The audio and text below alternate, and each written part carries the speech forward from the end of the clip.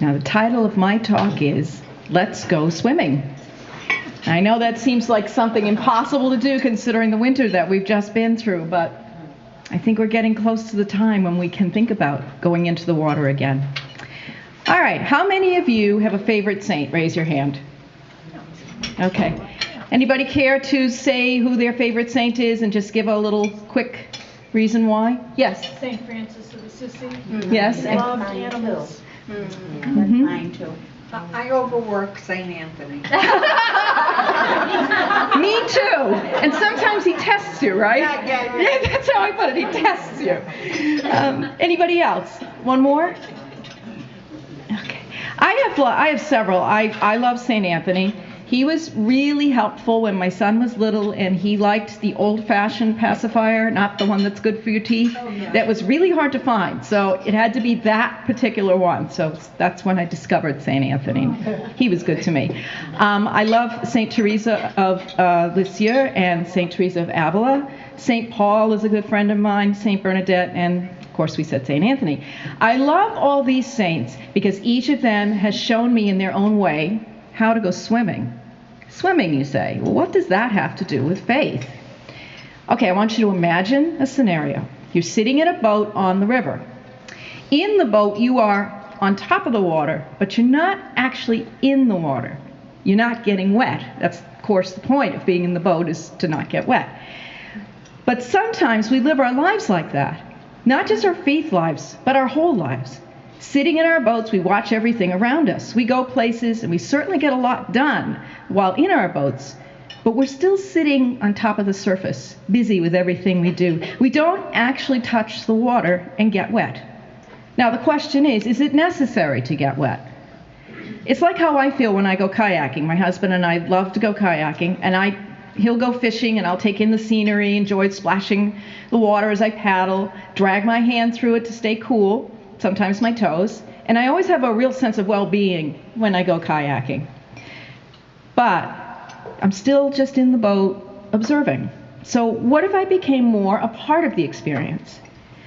Sometimes when you're surrounded by that lovely, warm, clear water and you're subjected to the sun and the heat of it, the urge to go swimming really takes over. So sometimes I'll just jump in. And all those wonderful feelings of peace and contentment, they're magnified when I immerse myself in the cool water. Sometimes, though, as you all know, it takes some effort to get into the water. It can be mighty cold, especially right around here, right? That is deadly. It can be painful. And if you're on a river or a lake, you don't know what the bottom's going to be like. Maybe it'll be really squishy with plants and weird things. Maybe there'll be rocks to hurt your feet. Maybe a fish will come along and bite your toes. I can't see all the way to the bottom, so I have to go in on faith. Is it worth it?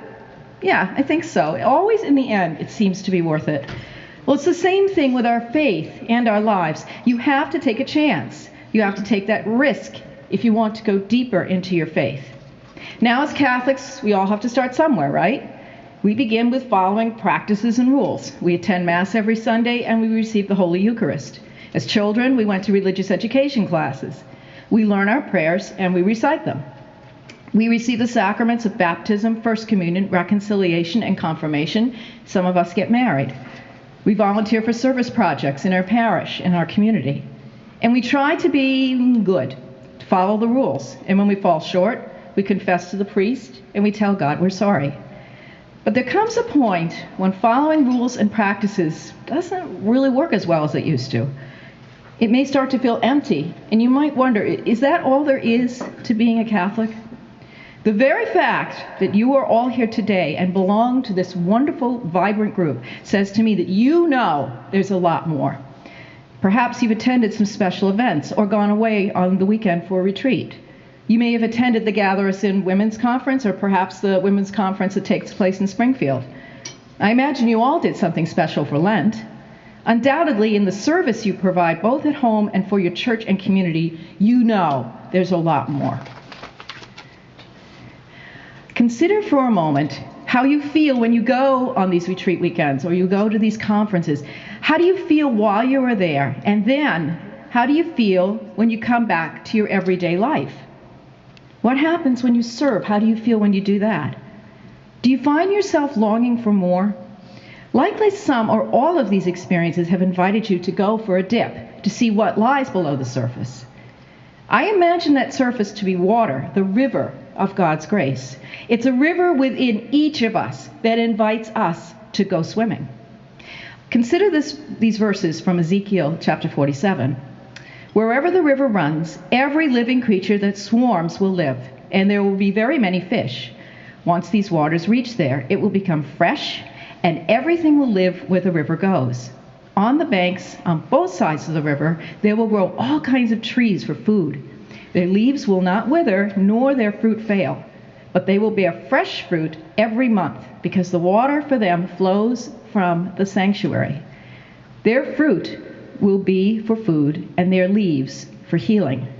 Now, each of us has that inner sanctuary, or what I like to call your inner room.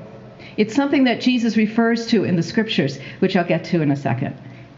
Your reception of all the sacraments, coupled with your various faith practices, have worked to equip you to go on that longer and deeper swim, plunging into your faith to discover what lies within. Allow me to share one man's experience with going deeper. We're all familiar with St. Augustine, correct? He was born 354 years after Jesus.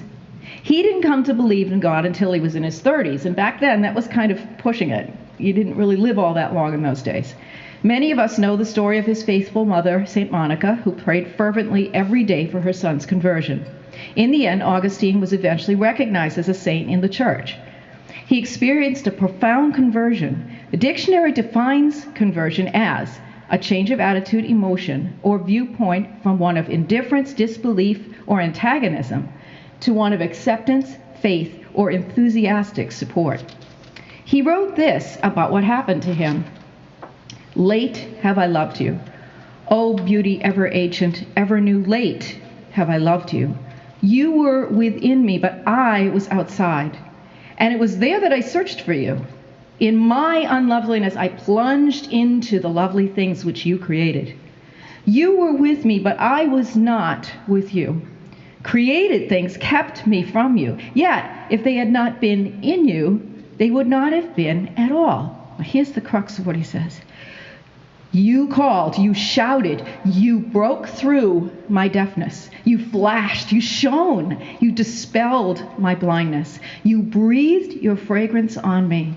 I drew in breath, and now I pant for you. I have tasted you. Now I hunger and thirst for more. You touched me, and I burned for peace. You might say that St. Augustine decided to go swimming. It wasn't enough for him to appreciate all the things that God had created. He wanted to be fully immersed in God himself. I want to share a song with you. It's actually a song by the St. Louis Jesuits.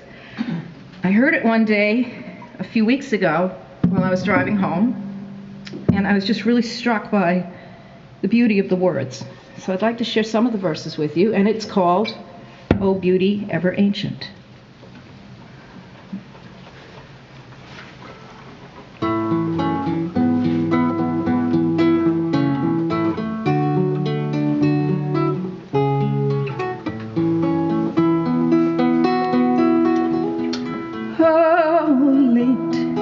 Have I loved you? Oh, late have I turned from seeking you in creatures, fleeing grief and pain within.